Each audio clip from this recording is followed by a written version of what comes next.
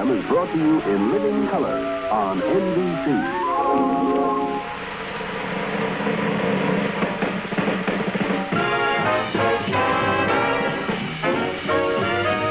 From New York, The Tonight Show, starring Johnny Carson. Johnny's guests tonight are Arlene Dahl, Henry Morgan, famed trial lawyer J.W. Ehrlich, Pete Fountain and his jazz group, Skitch Henderson and his Smoky Boys Orchestra, and me, I'm Ed McMahon. And now, here's Johnny.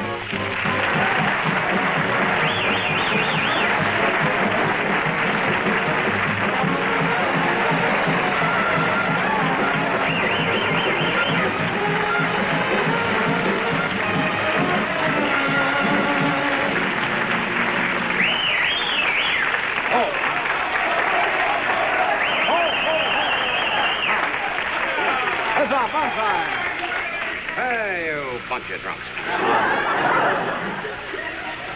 You shouldn't, really, you should not applaud that much on the opening, because you won't have any left for the commercials. And they get the biggest hand of the night. What's with this group tonight? Did you come here honestly now, to see the show, or did you get lost on the way to the fair? Now, we got all the people who couldn't make it to the fair today wandered in. The Unisphere will not light up tonight. I'm Johnny Carson. Thank you, sir. No, I say that because last week I've been on the show almost a year, 7 months now. And once in a while you'll run into somebody who has not seen the show. And that happened last week. The lady has been watching the old horror movies, on late night television. And she was sitting about the second row. When I came out, I started to talk and I could hear her. She says, "He's nice, but when does he change into a werewolf?" You know. So that's why little old lady said that. I didn't say she was a funny little old lady. I just said she was a little old lady. So, she's old and she should be kind to elderly people when they're not funny. This is National Secretary Week.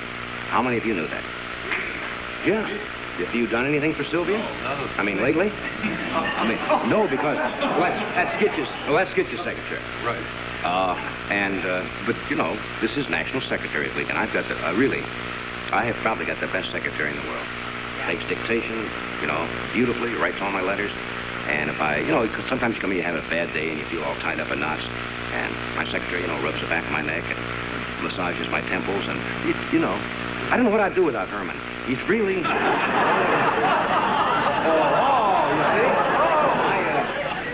No, that's not true. I have a beautiful... She's standing right over here.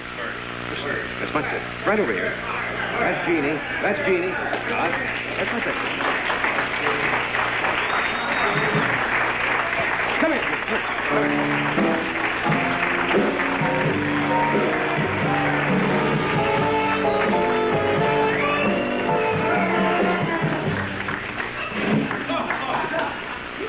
A loyal youngster?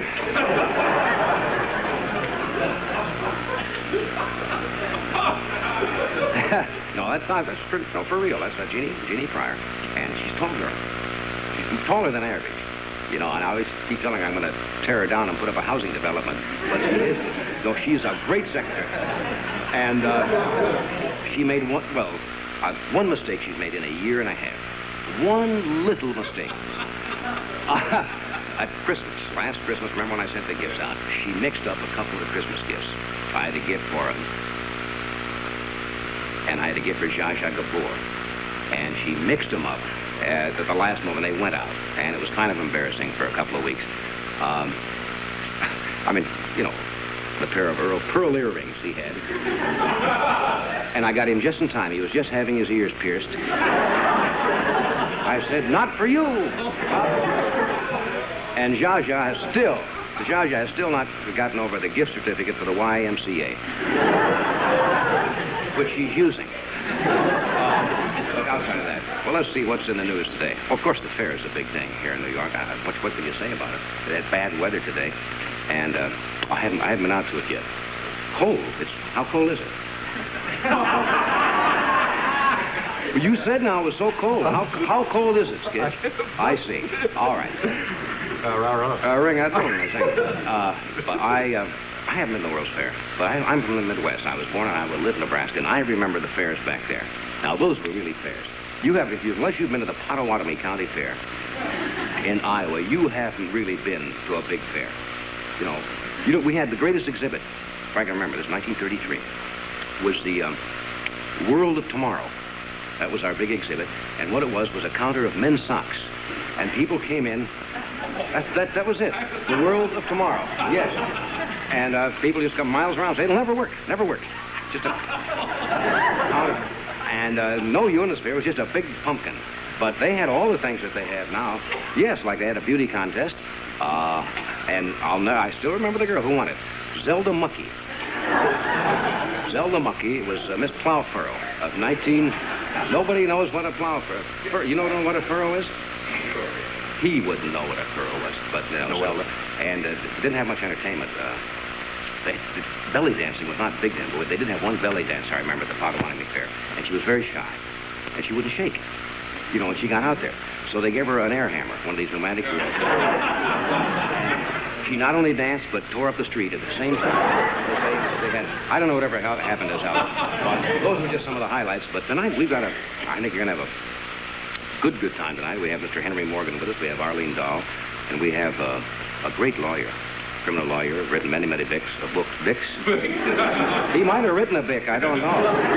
No, the series Sam Benedict was based on the exploits of this gentleman. Mr. Jake Ehrlich from San Francisco is with us, and we have Pete Fountain and some Dixieland jazz and all kinds of wild things. So we'll have a word from your local station, and we'll be right back. All right.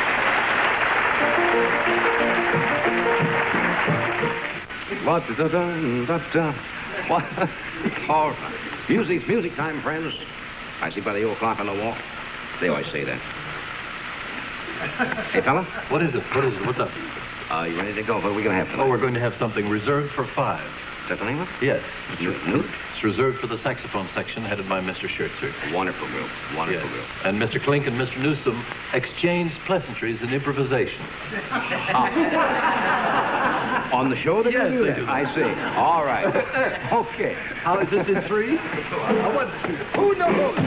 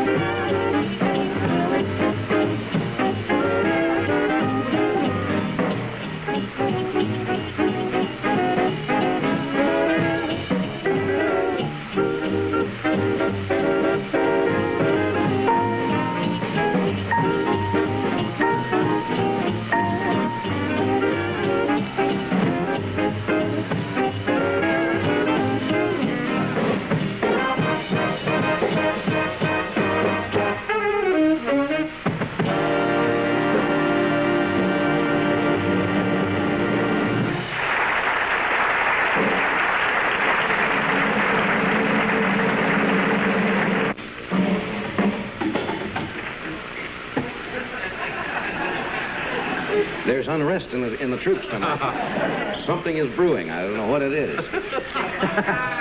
You plugged in the still again. Oh, it's First day in the world. I had a telegram here just before the show. Or somebody sent it in. It says, in the audience tonight will be 6 top 4-H members from Illinois, Indiana, Kansas, Oregon, Texas, and Vermont. And they are in New York as part of the annual 4-H report to the nation, and they have a small gift for you. Wasn't that nice? Where are the young ladies and gentlemen? You got a spokesman for the group up there? Come on, that spokesman? Hey, there's a spokeswoman.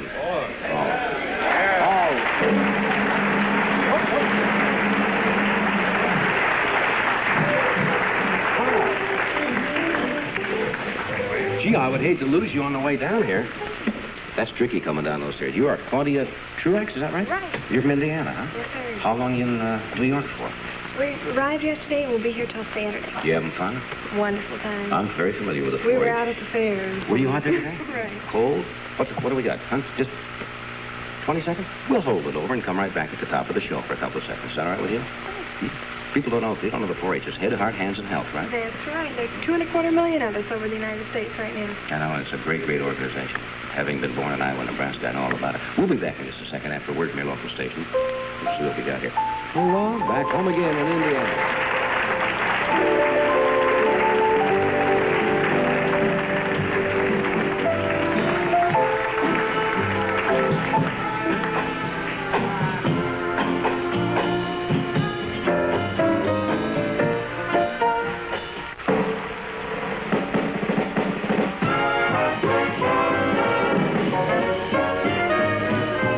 From New York, The Tonight Show, starring Johnny Carson. Johnny's guests tonight are Arlene Dahl, Henry Morgan, famed trial lawyer J.W. Ehrlich, Pete Fountain and his jazz group, Skitch Henderson with the NBC Orchestra, and me. I'm Ed McMahon. And now, here's Johnny.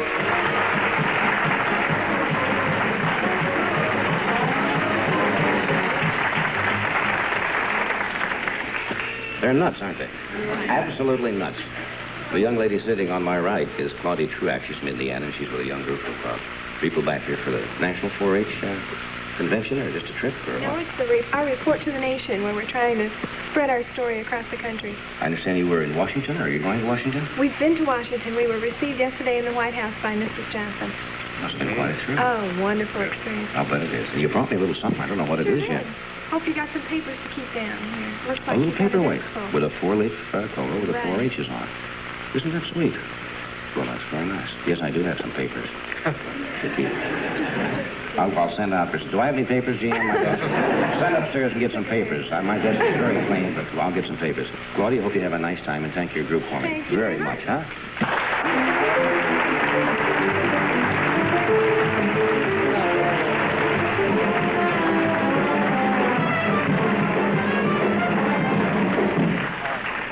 Thank you, Claudia, baby. Now, the number here in... Why, you have a nice guest on like that, and you've got to play a playoff like that, like a nightclub, you know. A little. Oh, Oh, a little Indiana. welcome back to whatever we're doing here tonight. It's a good group tonight. Yes. Not often you see an audience bring in their own maypole. You know, when they come to a show. All right. I started this last night, but what did we do last night? We ran out of time. That's what happened. We get a lot of new products. People send us things, you know, that they've invented or they're promoting. And some of them have some worth, and some of them are just new products. Well, I'd like to show you some of these new products tonight. Where's the doormat we had the other night? That's gone? We showed that last night, didn't we? That's now an old product. It was new. It was a big doormat. It had an X on it. And it was a doormat for illiterates. It was a new product. There's not a big call for that, but once in a while, somebody will come in and say, one of them. And they sell them one of those. But here is a gift idea. Now, a jar contains berry germs for the man that's had everything. You see? I don't know how this will go, but it is out. All right. It's new. Here's a new product. These are a license plate with changeable numbers. Now, this is a gift idea, you see, for the people who've fallen behind in their car payments. And these are interchangeable, you see. You take these off and move this, you know, wherever you want to. That's nice. Isn't that clever? You see, A412, and then the next day it's 412. That's another little Item there. That's going. What else do we have here? This is a grocery bag, but what makes this one different is it's a bottomless grocery bag. So rather than the milk bottles falling through when you're almost home, they fall through right at the store, saving you all of that mess at home, you see. A Lawrence Welk bagel.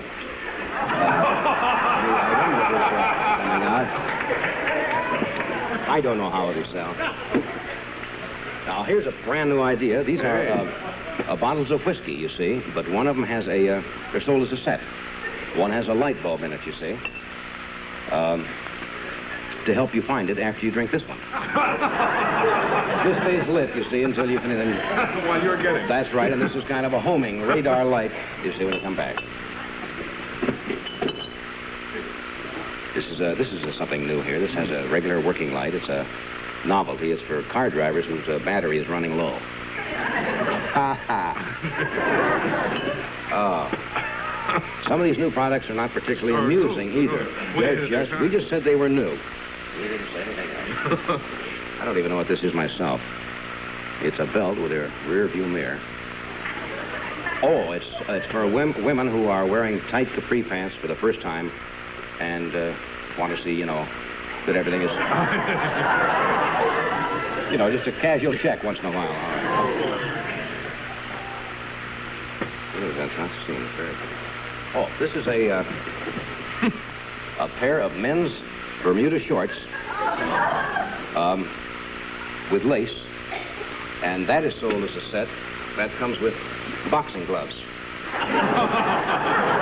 And I'm sure you can see why. If you wear these, you may need these. And, oh, I didn't see this one. It's a new purse made of genuine cowhide with 4 handy lipstick compartments. Genuine cowhide and...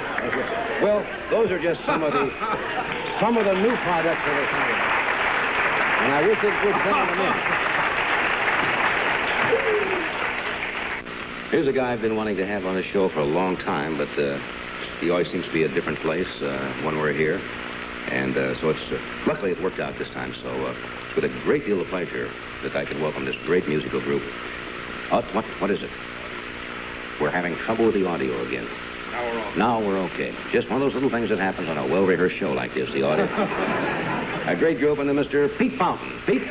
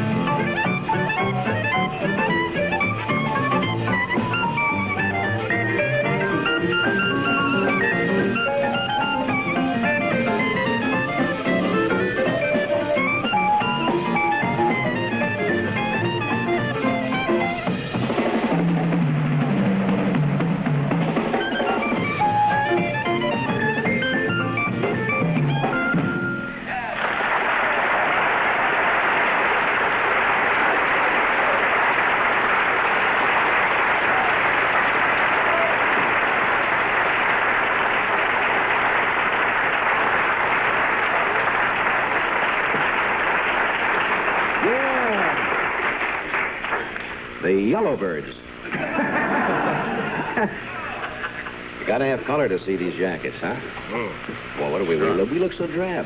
Next to that, we do. That's Yeah. perfect for what they're selling. That was Pete Pound along with Jack Serling and Godfrey Hearst and Stanley Wrightsman and Oliver Felix, and they will be back later, and we'll do a A bit of Avalon. whole big thing. That's a great song.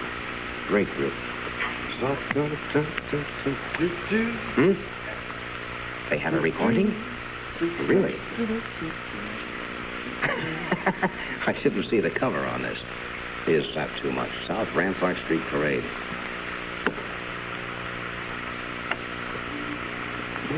Where did he get that costume? Huh?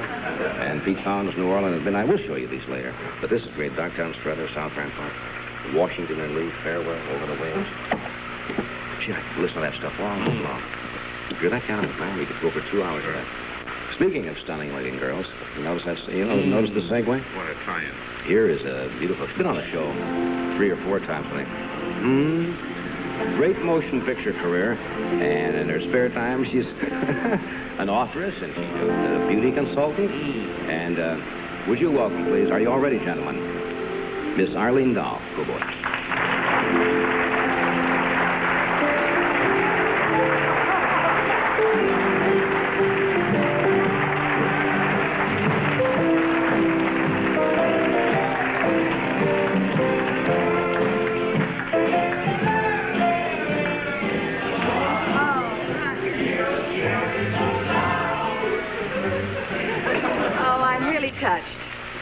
No, I'm sickened. I'm not touched at all. I thought that was going to be so beautiful. And the fellow's been practicing for, 20, 30 seconds. Who thought of that wonderful song? Our producer. Pitch, did you? I thought of that. Did you really? Yes, but I didn't know it was going to come out like that, or I wouldn't have thought of it at all. Did you have any singers in that group? Yes, Doc sings beautifully. Doc sings... We'll put it down. You'll excuse us for a moment. This is Doc Severinsen, who plays trumpet and sings. Oh, you beautiful God, you bring me beautiful song.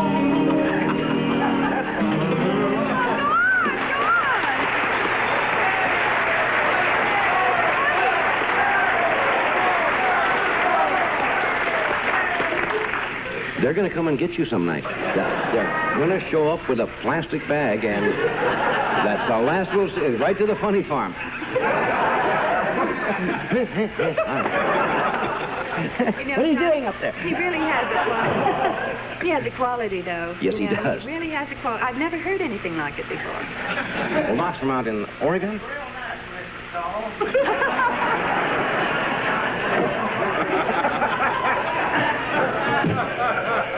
Doc is very shy. Just normal, the music. I know what the quality is now.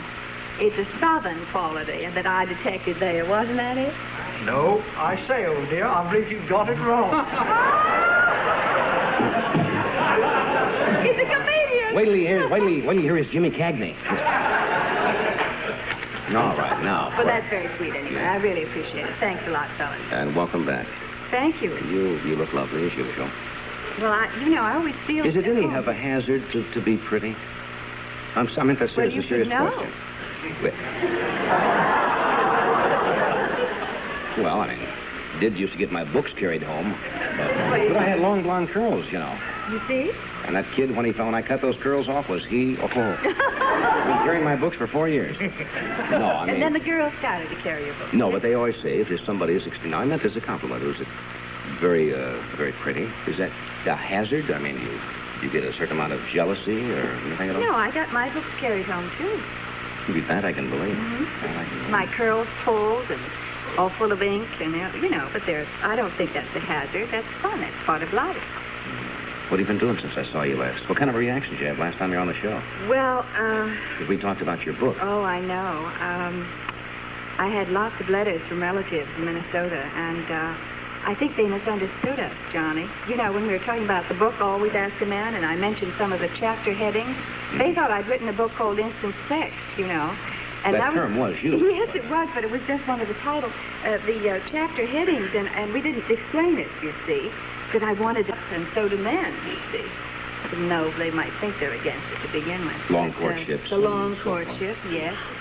it's like, we don't have coffee anymore. We don't grind the coffee, those little kernels, coffee. Beans, yes. We don't grind. You're thinking of sour mash whiskey.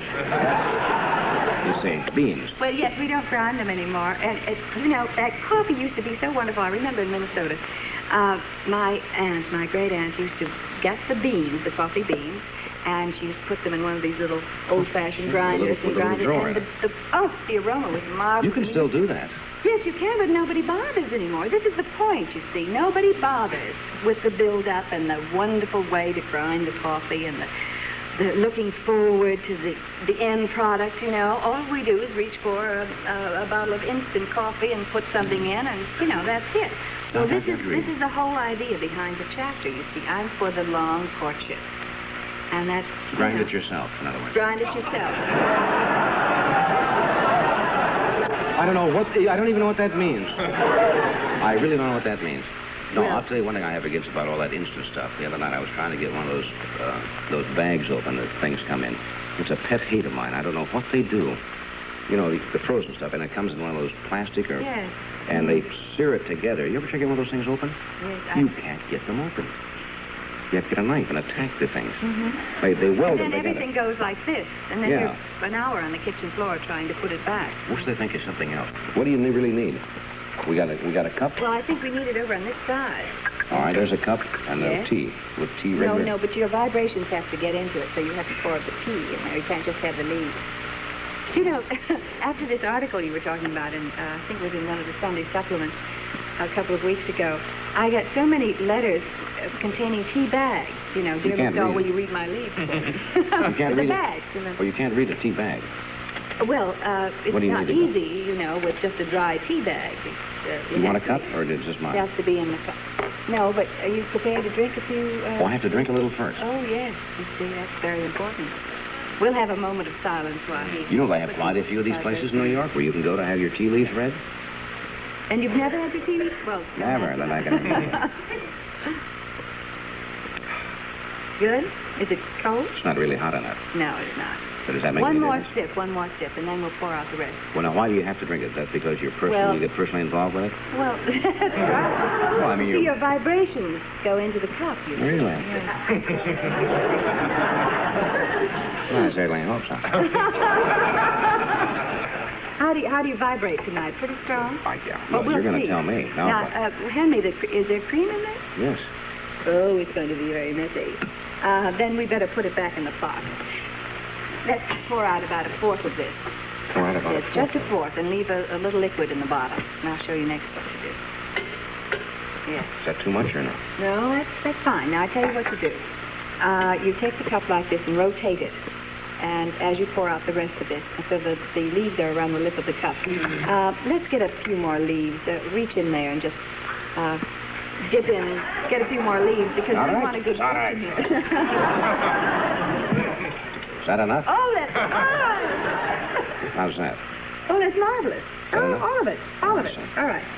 Now, that's fine. Now, it's pretty messy, huh? Now, what do I do? Now, you take it between your hands, the cup, and you pour out the rest of the liquid in here. Yes. Rotate the cup as you go. No, Johnny. Slowly, like this. Like this. Oh, yes, that's it. That's why we have an extra saucer, because it gets a little messy. Falling leaves. Oh, that's perfect. Right on cue. Now, we're going to come back and you're going to read these? I'll try my best. We'll be back. Put it upside down. We'll be back. What do you need? We're going to hold it.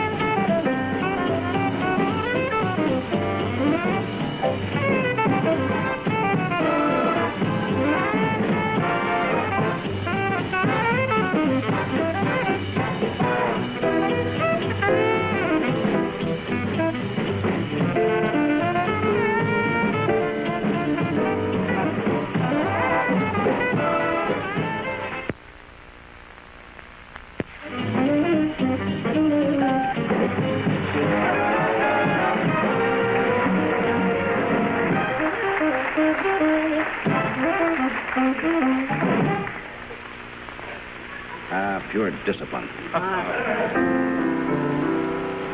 What was that? Now. Now, you ready? Arlene says she's never read tea leaves with, with the music in between. With the musical background. It's Does wonderful. this change Yes. the reading at all? I don't know. We'll have a very musical fortune. Now, for those of you who just joined us, I Now- drank some tea, I moved this around, rotated, poured out the excess water, and turned the cup upside down. Now you make a wish. I make a wish. Do I have to tell what the wish is? No, you mustn't tell. Just make a wish. Close your eyes, make a wish. Just one, Johnny. Just one wish. I know, but it's so good, I don't... All right, I've made a wish. Now, thinking about the wish, turn the cup around 3 times clockwise. 1, 2. Thinking about your wish? Yes. All right. You know, you've got so many wishes. It's all on the outside of your cup. This is what you mean. What means your cup runneth over. You see. Oh, I see. All on the outside. I've only had one wish. Well, oh my goodness. What? They always start that way. Well, I tell you, would you like to know how this is done? It might be interesting for you. Can the camera get this cup? Our camera can do anything. I got my. We have a director used to direct tea leaf readings. Came directly from that to this show. He's the only one in the country. That's Well, right. this is December and this is June. Why? January, February, March. Well, this is the way it's done. Oh, I see, on the zenith. Like it, you see. Oh, my goodness. Look at all the hearts around you. Isn't that marvelous? Your wish starts coming true right here, and it's next to your heart. That's wonderful. It's a personal wish, isn't it? Yeah, oh, sure. Well, of course it's a personal wish. Yes. But I mean rather than professional. Yes, it's a personal wish. Yes. Oh, it's marvelous. I gave up wishing professionally a long time ago. It's all personal wishes now. No, it starts coming true almost immediately. And let me see. Oh, my goodness. Not on the show. No, any minute, but not on the show. And then there's a large tree. You're going to move also, but this isn't until June. End of May. Move where? No. Well, you're going to have a new house. So somebody's going to give you a piece of land, and they want you to come down. It's going to be in the Caribbean or someplace like that, Florida maybe or something like that. Anyway, it'll happen in May or June. There's a new place of residence right there. Oh. See Yeah, I that? was making fun of this a while ago. Now, it was getting too close. See, that's a new tree. You see? Yeah. See that tree?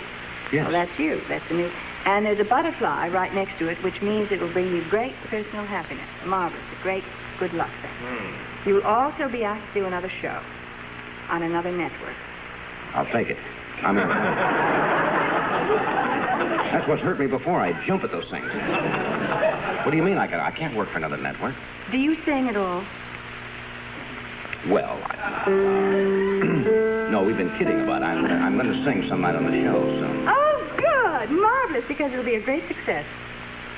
You have talents that you haven't exploited yet. Did you know that?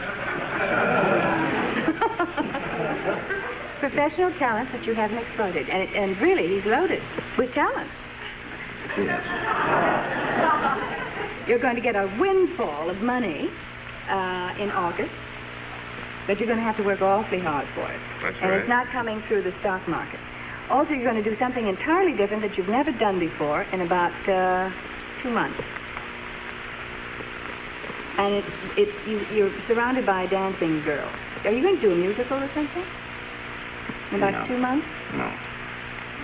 Well, there's a showgirl here. Where? Oh, right there in the tree. Right. That's Zelda Mucky. No, it looks like she's on a stage performing someplace. And Well, I'm going to be in Las Vegas in July. that's it. There it is. Right there. Okay, we'll go on from there. What do you see bad? I mean, enough of the good things. I don't look for anything bad, so I never see anything bad. Well, I mean, if you did look for something bad, I mean, Nobody wants to applaud. You may applaud. No, but I won't. Well, that's all very nice, but don't you see? No, all right. Here in October, you will have 3 decisions to make. And it might concern a... Are you expecting a baby? Not that I know of. You could very well be expecting by October. How do you feel? that right? Yes. I think you got hold of some bad leaves there. No births are imminent. Well, you better check with your wife tonight, just the same, okay? Now, in January, a whole new turn of events is going to happen. You're going to have 2 homes. It may be one in New York and one on the coast, or one in New York and one in Europe, but you're going to have 2 homes, and you're going to bicycle back and forth, or fly, or however you get places. You might even take a rug after this. And it's wonderful, but you'll be working twice as hard, of course. But you may be making twice as much money. And you have a chance to exploit all your talents. He's going to be just fantastic. He's going to be so successful. Well, he is already, but I mean even more so. You see all that in those leaves Yes. Are you next? Got to use the same leaves? No. Why not? It was a good reading. Why don't you? It wasn't bad. I'll take it. Put my reading on his tab. I wonder if Henry's ever had his tea leaves read. Don't believe so. Henry would, disavow the whole thing immediately. I would be willing to bet you that he'll say there's nothing into it. Mr. Henry Morgan.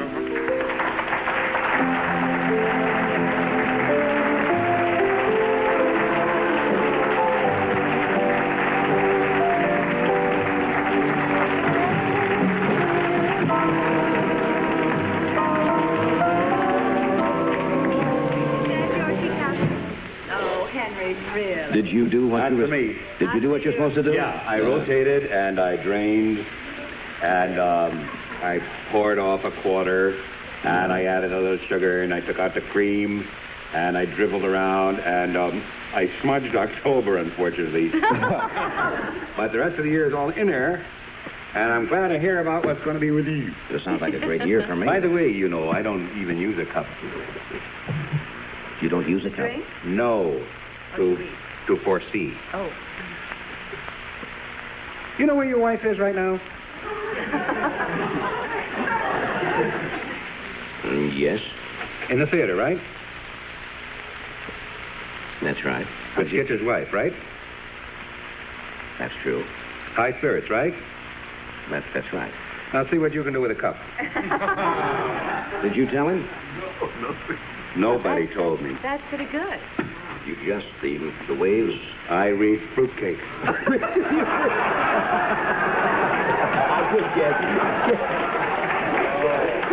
We had a thing going where somebody this afternoon happened to know that Mrs. C and some other lady were going to the theater. And he said, tell Johnny he will fall down. I said, no, he ain't going to fall down. He knows where she is. But isn't that a beaut? That's funny. And I know that you've got some Renoirs being framed, and... You see, I didn't ask Johnny anything. I How'd you know that? I didn't know about... I also read cupcakes. Now, how did you know that? Parker. Oh, he frames my pictures, too. Marvin Parker. Marvin Parker. Right on the corner? You were in there, were you? 63rd and Lex. Yes. That's right. I walked in, he's on the phone with your wife.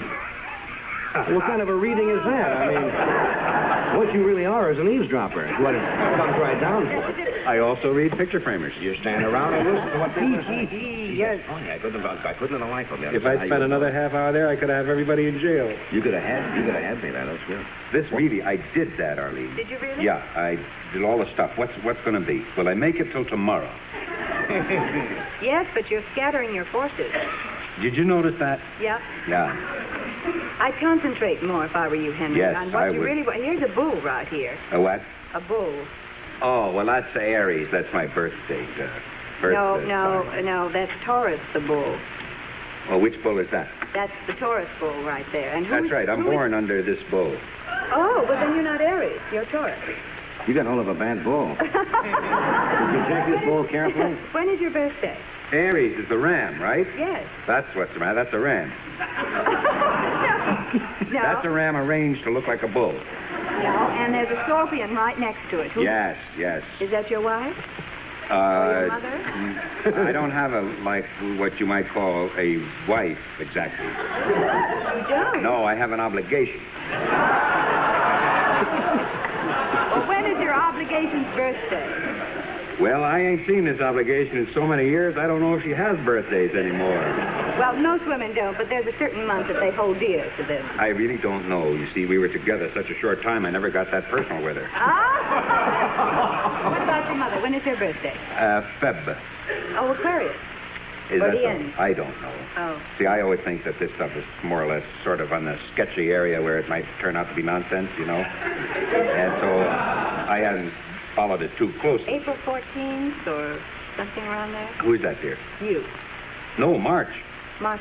The end of March. Yes. Yes, has to be if it's... Yes, if it's Aries. Yes, it's Aries. Don't ever get your sign mixed up. That's very dangerous. I know. I've had a lot of trouble with that. Yeah. No, but there definitely is a bull there. And Oh, there's a lot of bull in me. No, but you're going to be associated with this bull in a partnership that has to do with writing. A writing partner? Yes. Say. It has something to do with the spoken word. Yes, I'm in that racket. And the written word. And the there's written also word. going to be a Scorpio associated with you. I expect to be nibbled to death by something. Scorpions? No, you can't approach it with that frame of mind because it's going to be successful and you might just spoil it if you're negative. Well, it happens that I always wake up in the morning expecting a disaster, and before the day is out, usually my wish is granted. Yeah, you Arlene I says was this reading the was a prop fake man's cup. teacup. That's why. You see, it didn't fit. He's an Aries. She said right away, she says, this is not your cup. It's the prop man's teacup. Is that true? This may turn out to be a witch. I am. I am. Did you see Peter Herkos the other night when he was on the show? No, I missed that, but I saw last night when Mel Brooks was talking. I don't know. I say Mel Brooks, I start to laugh. funny. Boy, I thought he was so funny. He was. A great mind. And he was talking about Peter Herkos, and is he a Dutch fellow? Yes, he is. Didn't they bring him to Boston to find a strangler or something? They did, and there was in Life magazine several weeks ago, and it was most amazing. I'm a profound believer in none of that, you know. I know, that's what I say. You're a real skeptic, and so am I, actually. Yeah. I'm a skeptic on that, but Even he I saw has. you had the original writer skeptic, Twilight Zone, whatever. Rod Serling. Rod, and Yeah. he says he's never really seen anything to lead him to believe in any other dimension. Yeah, but now, for example, I know people, and I guess everybody's, I've never had the experience myself, and I don't know what you'd call it, and not a hallucination, but close to that, where they have, at a certain time of the day, or at any time, they have seen something happen, and then later checking, that exact same thing has happened, like if somebody has passed away in the family, or they sense something, and all of a sudden they say, my father, my mother's in trouble or something, and they check in at exactly that time of day. They got that picture. Now, that's kind of hard to explain. Well, I could give you a sort of a fake half explanation by using my mother. My mother lives in California, and I live in New York. It's her choice, not mine. She's got a lot of class. No, she just likes to get away from me. And my mother thinks I'm going to call. So it doesn't make any difference when I call. She said, you know, I had a feeling you were going to call. Well, now I'm talking about something. I'm talking Well, it's the about same thing. There are people who walk around and say, you know, I think my father just fell off a cliff. Who walks around saying my father just fell off a The cliff? guy that later says, you know, I had a feeling my father fell off a cliff. He says, by gosh, what do you know? He fell off a Fell cliff. off a cliff. Well, I'm not talking about looking back in retrospect. I'm talking about they will Oh, make he that looks at statement. his watch. He says, well, time for the old man to do the drive. He does that every day. You wouldn't be convinced anyway if somebody came out in a miracle. Do you know why? Why? I think it's hard enough to be alive the way things are going without going into another dimension. If I ever get this one figured out, I'll be willing to go along with it. But now as it is. Sure, this is My point there.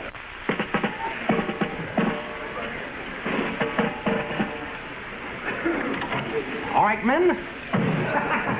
What happens here? How are we going to kick this whole thing off? You're going to lead off? All right. Reader, you ready? Troops? All right. Go.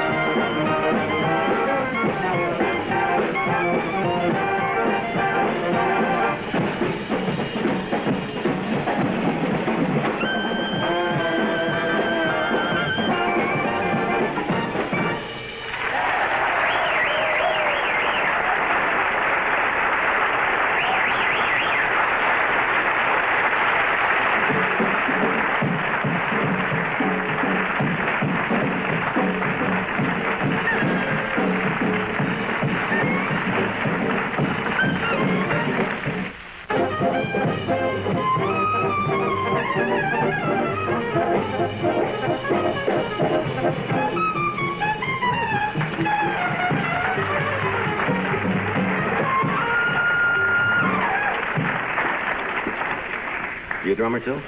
Bad. That's like therapy for me. I just do it to kid around, but it's a lot of fun. Yeah, but it's That was a lucky you got gas, trade though. there. I That was a told you gas. you had unexploited talent. Oh, yeah, lots of Yeah? things. Hey, I think you ought to stick around. Those of you who are joined us late tonight, I think we've got a most interesting last half hour of the show tonight. We have Mr. Jake Ehrlich, the famed lawyer with us from San Francisco, and I read the book yet, and it's fascinating. You will enjoy it. You too, I think, Early. So stay up. Should be a great half hour.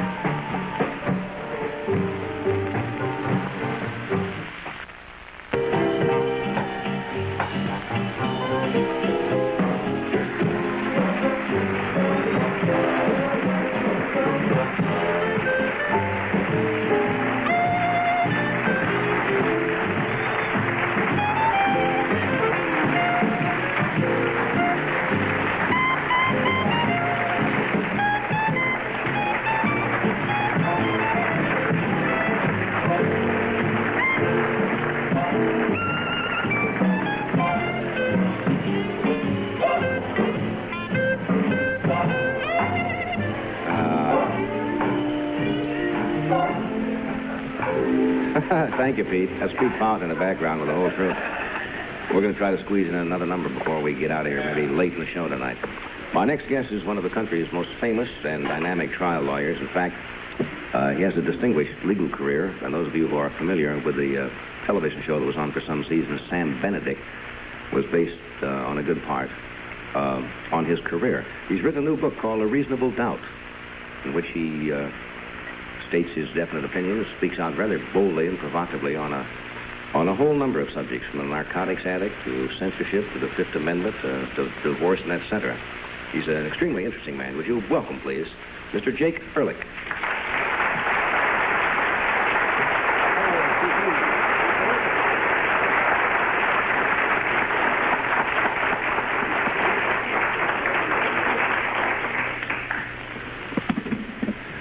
Good evening, Counselor. Good evening. I always hear that. They say that on television all the time.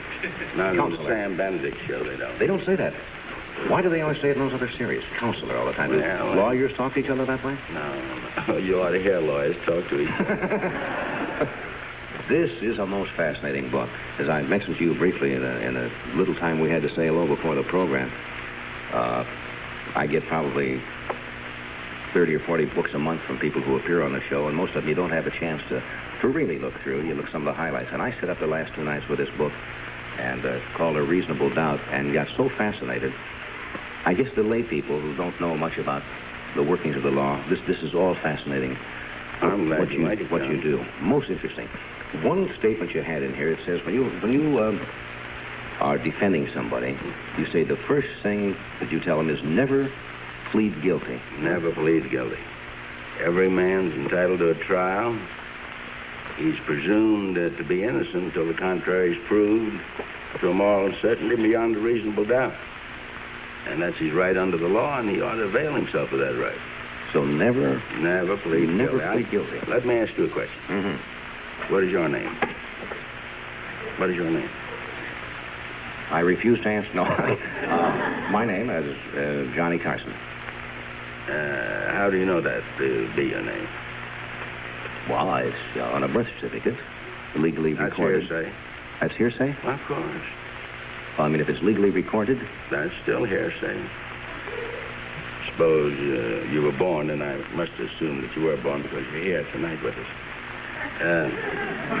There's a certificate made out not by you, certificate made out by somebody else, that a boy child was born to Mr. and Mrs. Carson, and that he was named Johnny. That doesn't mean that you know that to be the fact. That means you have read that to be the fact. Okay?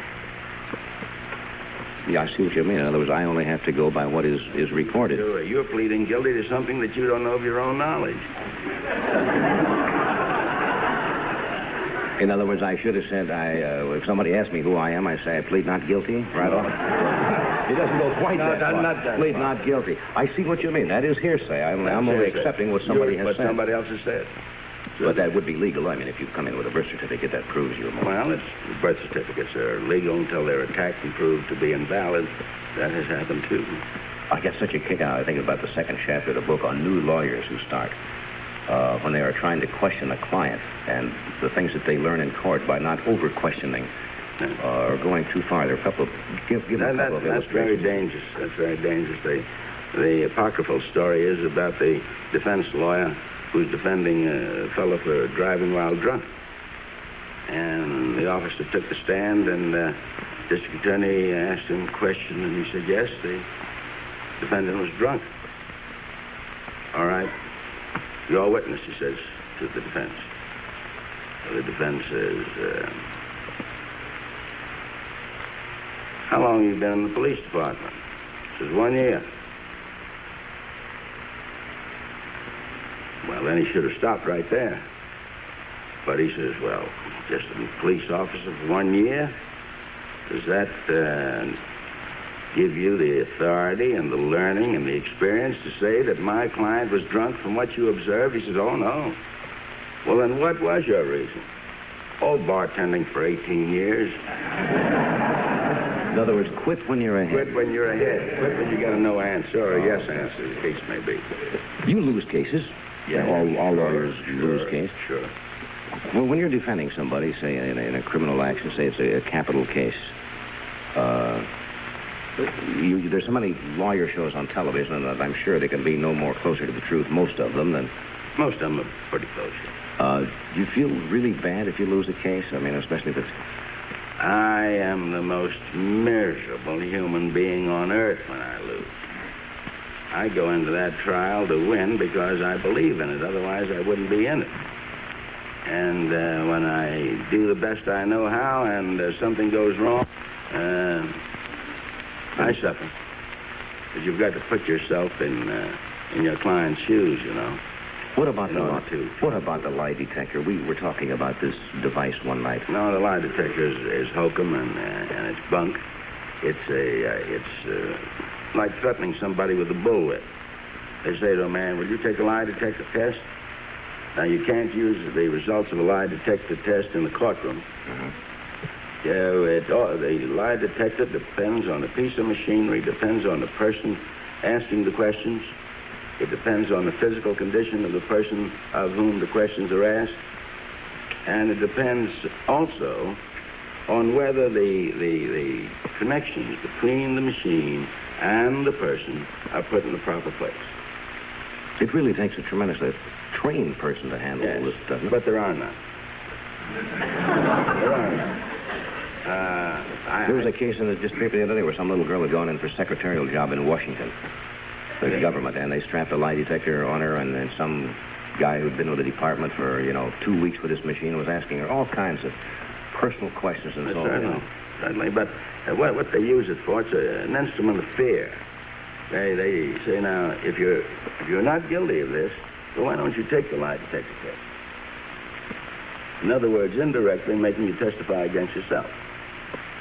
And nobody has to testify against himself. No, nobody has to testify against himself. Now, you find, I've seen some of these lie detector tests, and I think the fellow who was taking them in this particular series, he should have been convicted of some crime or other, mopery or something, because it was terrible what he did to this poor unfortunate. How do we do away with things like that? Well, we don't accept them in the law. We don't have anything to do with them. And yet still people are kind of coerced into... They're coerced into it because they feel if they say that, well, I won't take it, why, that indicates that something wrong. And it's a very bad thing. But is there any way possibly that you can by law, get rid of people using lie detectors? There's no law for it and no law against it. But you would advise... If anyone asked me to take a lie detector test, as we use that term commonly, nothing doing. In other words, would you advise the average person not to take a lie detector test? I would advise everybody not to take it. It's of no value in the courtroom. It can't do you any good.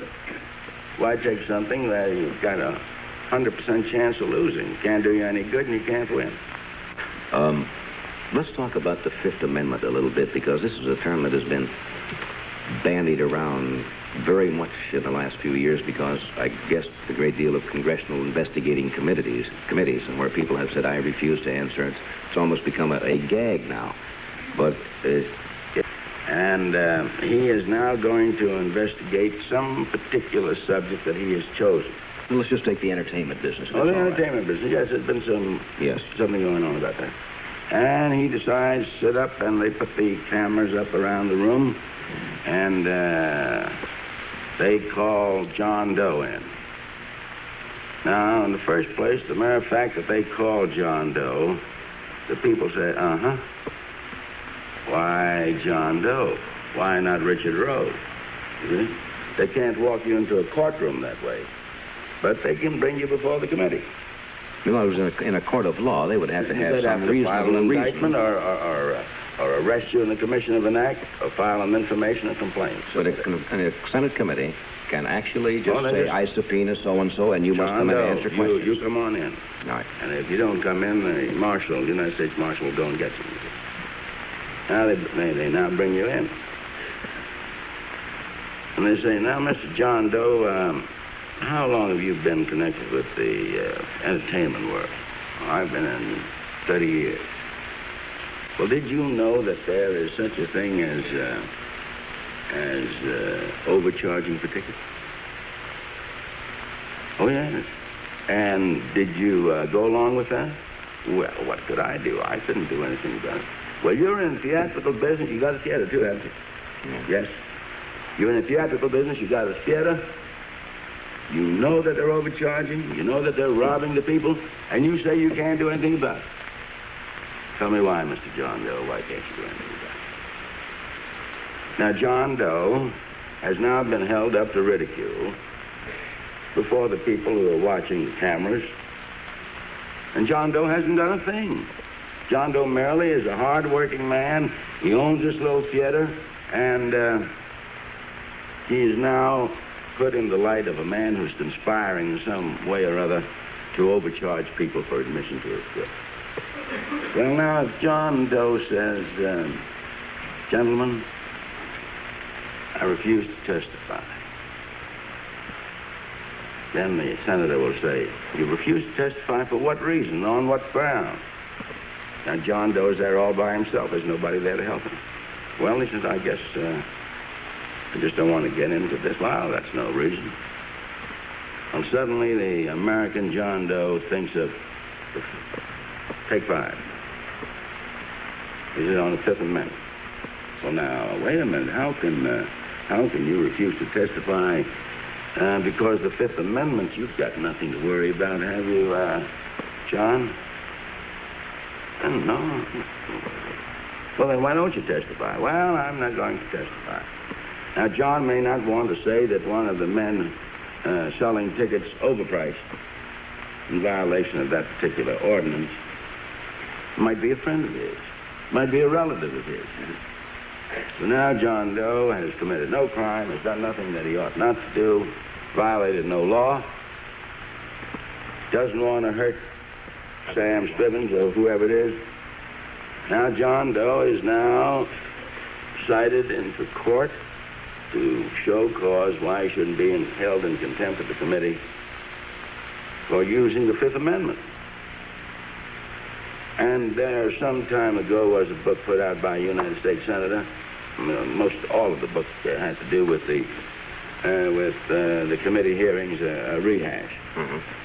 And there was only one chapter in the book was worth considering. And that was where he said that too many people were availing themselves of the right under the Fifth Amendment.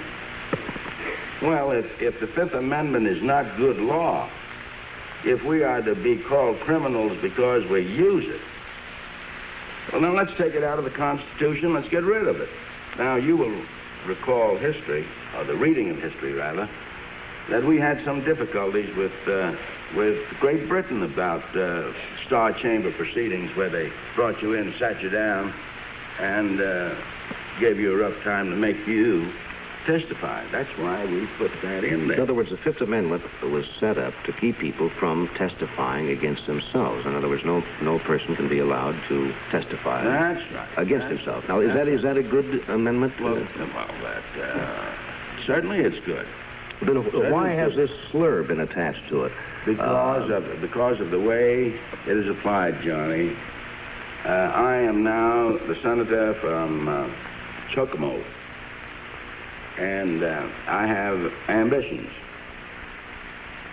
Now, there's no way that I can get on these machines quicker, except on the Johnny Carson show, but no way quicker than by organizing a committee and investigating something of some general interest. They investigated crime, all the crime in the world. Johnny, how many cases were prosecuted in the court of law? None that I know of. But look at the record of how many people they've smeared and destroyed, how many families they've ruined. There are people now who cannot get a job in this country. No, can't get a job. Not only in the entertainment industry, because they pleaded the Fifth Amendment. Now, whether they were guilty of anything is not the case at all. But suppose someone many years ago, when there were a lot of popular organizations that nobody knew what they were, and people seem to forget that during the war, we were an ally of Russia, and many people, it could have been possible for me or anybody to join some organization, Friends of So-and-so, on the surface, a well-meaning cause. And so you joined it, maybe you went to a meeting, maybe you didn't, but you just maybe signed up for it, you were on a letterhead. Now you were called in, as you say, in front of a committee, and he says, did you attend a meeting of so-and-so in 1938? All right, if he says, yes, I did. He says, who else was in attendance? Right. Now, I don't know what I would do in that position, but I certainly don't think you would want to turn around and enumerate 10 people that you know who were there. Johnny, so you say, I refuse to testify on the grounds, and you're dead anyway. If you said that there was just one other person. Now, there's Henry Morgan, say, for example. Henry Morgan. Then there's a conspiracy between Johnny Carson and Henry Morgan to violate this law. Now, you may have been in this meeting, never even discussed it. You may have been talking about girls or something beautiful or anything you choose, nothing about this matter. But now the moment that you say, yes, I was there, who else was there? Henry Morgan was there. I wish you'd use somebody else. I really do. Well, you were there. As a matter of fact, Yeah. Mr. Ehrlich, I lived through this. Well, Barely lived through it. It's a very bad situation. You're now guilty of a conspiracy. Now, if you say You didn't have to join anything, you know. nothing, If you just went to a dinner, which happened to me, somebody would say, are you for middle-income housing, we'll say. And that was pretty close to what it was. I said, yeah, I guess so. They said, would you come to a dinner, the thing? 10 years later, some brilliant man comes around and says, oh, you went to a dinner for the thing for the income, the housing. I said, yep, and I do it again, he'd say. Well, there was a communist organization that's sponsoring that. I said, well, why didn't you tell me 10 years ago? No, now I know that too, now. But when you tried to do good, you could get killed. I was for the housing. I didn't know who was. Well, this is exactly why you know? this Fifth Amendment has become It's dangerous. Has become muddled, and because if somebody takes it, you are guilty because you take it. Sure. It's the Fifth Amendment, they say, and that's it, and it kills you. Well, And Mr. Ehrlich said in the beginning, the fact that they call you in. why are you there? Now you're in trouble. why are you there? That's all. Now, you know, when they had this, I want to say ridiculous hearing, and I'll call it that, down in Washington about television ratings. Oh, yes. They asked me to go down. Now, I said, what would happen if I would refuse to go? I said, they said, well, they would issue a subpoena. That's right. So I went down to Washington. I talked about it on the show for this. They were investigating television ratings. Now, nothing has ever come of that. People have been familiar with television ratings for ever since radio has existed. I don't know what they think they were going to do about it. They exist. And we went through a whole lot of stuff. He says, did you ever lose shows because of a television rating? And the naivete of the question, I said, yeah. Did you know other people lost them? I said, yes, Senator, I did. And they went on and on and on, and when it was all over, nothing ever happened about it. No, but if you don't except go... that they got some publicity. A lot of publicity. It was on television. And then there's another thing you should remember hereafter, Johnny. Never volunteer to go. You want me, you subpoena me. in addition to... In other words, rather than accepting, I should have been subpoenaed. That's right. Well, I just because figured then if you're brought in didn't, there against your... In other words, rather than accepting, I should have been subpoenaed. That's right. Well, I just because figured then if you're I brought didn't, in there against your will and desire. So you're brought in. Ah. So you're not voluntarily going in there. And then when you're brought in, you may exercise such rights as you have under the law. I wouldn't do that because you might have... I had a lawyer with me. He got 20 years. I had to... So, in other words, you believe if the Fifth Amendment is not a good law or it's not serving a purpose, then we should get rid of the law. The people should write to their legislators and say, let us get rid of the Fifth Amendment. Well, but if you do that, then aren't you right back where you started again? Then you go in front of a committee and you must answer. No, but I said that in connection with enforcing the law. Mm-hmm. If the Fifth Amendment is the law, then you should have the right to use your right under that. Without being condemned because you avail yourself of that right. Now remember this, Johnny, that we speak of our forefathers who gave us this Constitution and gave us all of these rights as Americans. Well, our forefathers didn't do anything of the kind. The men who wrote, and I'm referring to the men who wrote the Constitution. The men who wrote the Constitution wrote a beautiful, lasting document. But the people said, we will not accept this Constitution unless and until you guarantee to us these rights. Don't force us to testify against ourselves. Give us a lawyer when we go to court. Supreme Court of the United States has just discovered that lately. It's been there for many years. Give us a right to trial by jury. Don't take our property away from us without taking care of the cost of it, without going to court.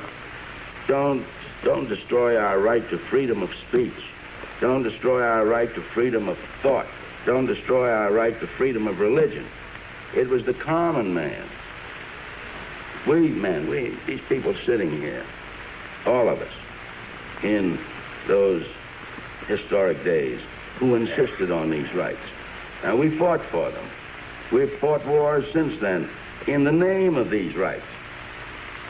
Now, if you're going to condemn us for using them, then let's get rid of them. Let's go right back to where we started before the American Revolution and say, well, shucks, let's throw the whole thing out. This whole thing hasn't worked. One note you had in the book there, which is interesting, because a lot of people say this when you say the Fifth Amendment. They say, well, it has protected a lot of gangsters, or criminals. Probably true, but the point you made, it has also protected a lot of innocent people. It has protected the innocent. Now, the basic philosophy of our jurisprudence, Johnny, is that you may let 1,000 guilty men go, but don't convict one innocent man. We only have about 40 seconds to say goodnight. I wish we had another couple of hours. It's been that fascinating. And I hope whenever you feel like you want to come back and spend some time, Mr. Ehrlich, I would be delighted to have you. You're very gracious. You just mentioned...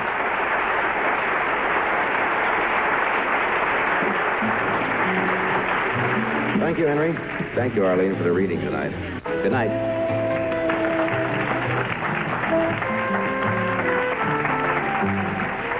This program was recorded earlier this evening.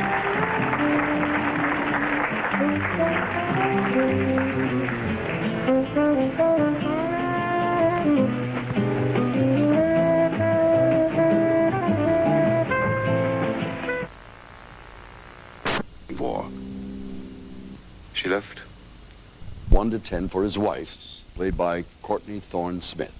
Not everything is that important, okay? Potpourri, 2. Okay? The size of your ass. Well, that would be enough.